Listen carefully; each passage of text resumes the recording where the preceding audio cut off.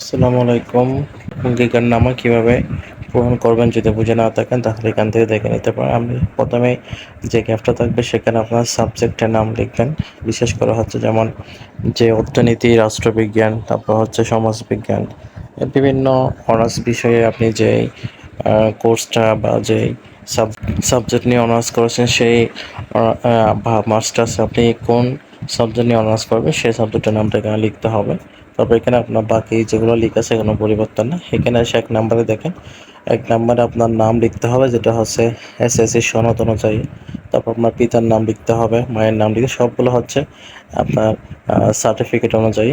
তারপর হচ্ছে জন্ম তারিখ যেটা হচ্ছে এসএসসি সনদে যেরকম আছে সেভাবে দিতে হবে। তো জাতীয় পরিচয় আপনার হচ্ছে এনআইডি কার্ড বা স্মার্ট কার্ডের নাম্বার দিতে হবে। তারপর হচ্ছে স্নাতক পর্যায়ে উত্তীর্ণ পরীক্ষার নাম যেটা হচ্ছে আপনি স্নাতক সম্মান পাস করেছেন সেটা। তারপর পাসের সন হচ্ছে ২০২২।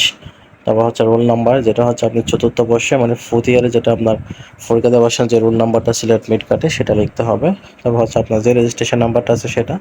তারপর হচ্ছে বিশ্ববিদ্যালয় প্রতিষ্ঠান আপনি যে কলেজ থেকে অনার্স করেছেন সেই কলেজের নাম, যে কলেজ থেকে করেছেন, Dhaka college, Chittagong college, commerce college, যেই কলেজ হোক না কেন সেটা আপনি লিখতে পারেন।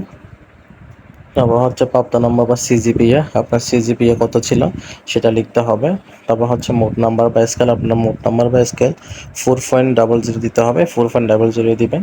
এ হচ্ছে আপনার পূরণীয় কাজ। তারপরে এখানে দেখেন দ্বৈত পত্রিকাতে বিশ্ববিদ্যালয়ের বিধান অনুযায়ী উভয় পত্রী সংক্রান্ত সিদ্ধান্ত আমি মেনে নিতে বাধ্য হয়েছি।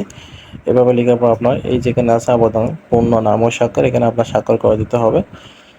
তারপর হচ্ছে আপনি তারিখ এখানে লেখা আছে দেখেন, যেদিন অঙ্গীকারনামা পূরণ করবেন সেই দিনের তারিখ দিবেন। মানে আজকে পূরণ করলে আজকে, আগামীকাল করলে যেদিন করবেন বা যে তারিখটা দেওয়া হয়েছে তার আগে যেদিন আপনার অঙ্গীকারনামা পূরণ করবেন সেই তারিখটা দিবেন। সেই তারিখটা দিয়ে হচ্ছে কী করতে হবে, এটা হচ্ছে অঙ্গীকারনামা কপি অবশ্যই সংশ্লিষ্ট কলেজ বা প্রতিষ্ঠানে জমা দিতে হবে। অনলাইন যেটা আমরা আবেদন করবে সেখানে স্ক্যান করে বলতে হচ্ছে কি জমা দিতে হবে, এবং অনলাইন প্রাথমিক আবেদনে স্ক্যান করে আপলোড করতে হবে। এ হচ্ছে তোমাদের অঙ্গীকারনামা পূরণের সর্বশেষ আপডেট।